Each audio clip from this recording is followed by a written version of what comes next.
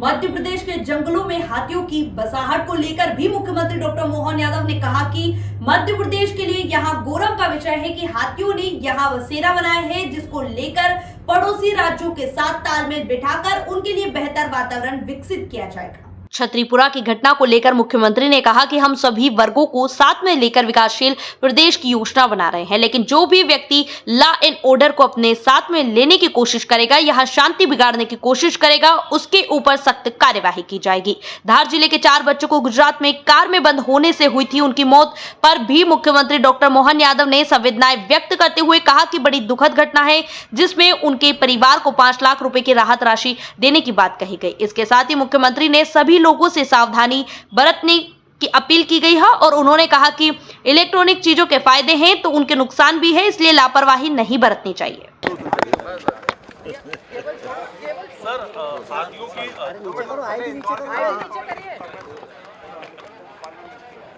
भोपाल में आपका दिवाली मिलन हो गया, यहाँ नहीं हुआ। सर, जो कनाडा में स्थिति हो रही है, कैसे आप देखते हैं? पूरे देश भर में उसका विरोध। कनाडा में हुई घटना की मैं कठोर निंदा करता हूँ। खास करके देश विद्रोही लोगों ने हिंदू समाज के बीच में ये जहर घोलने का काम किया है। विदेशी शक्तियाँ भी उसी में है।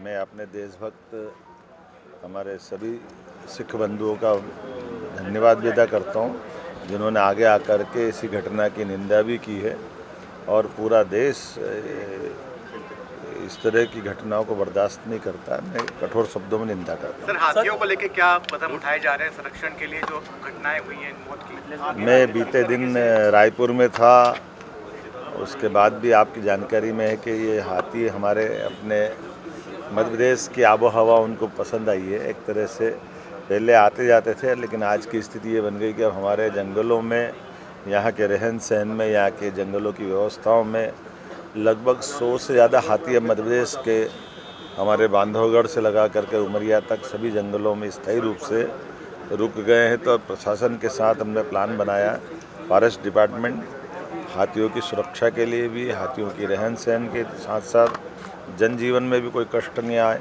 इस तरह से हम पड़ोसी राज्यों के साथ भी इसके लिए तालमेल बनाने के लिए कल मुख्यमंत्री मेरी श्रीमान विष्णुदेव साय जी से भी बात हुई। हमने निश्चय किया है कि वो अपने उनके यहाँ भी 300-400 हाथी पहले छत्तीसगढ़ मध्य प्रदेश में बरसों पुरानी कोई बात थी जब हाथी थे, लेकिन हाथी हमारे जंगलों में कभी रहते नहीं थे। लेकिन बदलते दौर में अब ये नया समय आया है, हमारे अपने इस स्टेट के लिए तो और गौरवशाली बात है जब हम वन विभाग के माध्यम से अपने यहाँ पहला देश का टाइगर स्टेट है, जहाँ सर्वाधिक टाइगर हमारे यहाँ है, लेपर्ड हमारे यहाँ है, चीता हमारे यहाँ है। ऐसे में हाथी भी हमारे यहाँ रहने लग रहे हैं, लेकिन इनकी दोनों तरह से जनहानि भी नहीं हो और पशु हानि भी नहीं हो। इसलिए हमारे प्रबंधन ऐसे रहेंगे कि आने वाले समय में जहाँ बड़ी संख्या में हाथी ऐसे कर्नाटक, असम, केरल, इन राज्यों में हमारे अधिकारियों को भी भेजेंगे।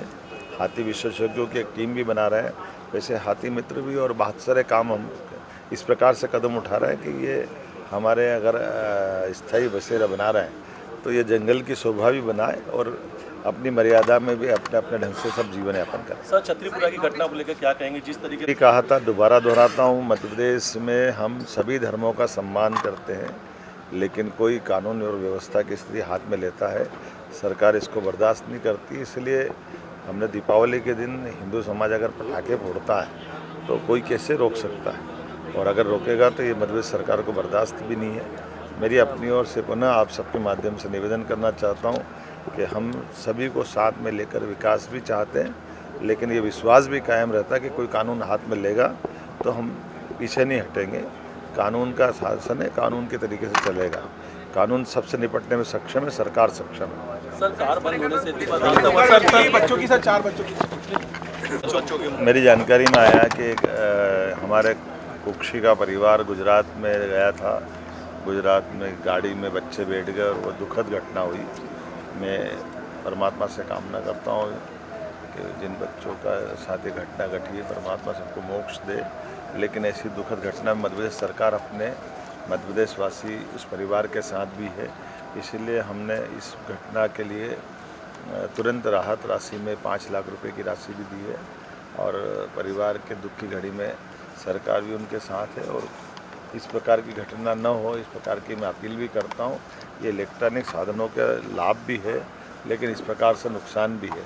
ऑटोमेटिक लॉक हो जाना गाड़ी का और हवा प्रकाश बंद हो जाए तो किसी के साथ में भी ये घटना हो सकती है। तो लेकिन इस घटना के लिए मेरे अपने मन में बड़ी गहरी संवेदना भी है और दुख भी है कि एक बहुत गलत घटना घटी है। लेकिन इस व्यवस्थाओं के आधार पर अब मैं परिवार में जिन बच्चों के साथ घटी उनके माता पिता अभिभावक से भी अपील करता हूँ कि वो भी सावधानी रखें। ऐसी घटनाओं से सबको सबक लेना चाहिए। पंडित धीरेन्द्र की शादी गैर हिंदुओं के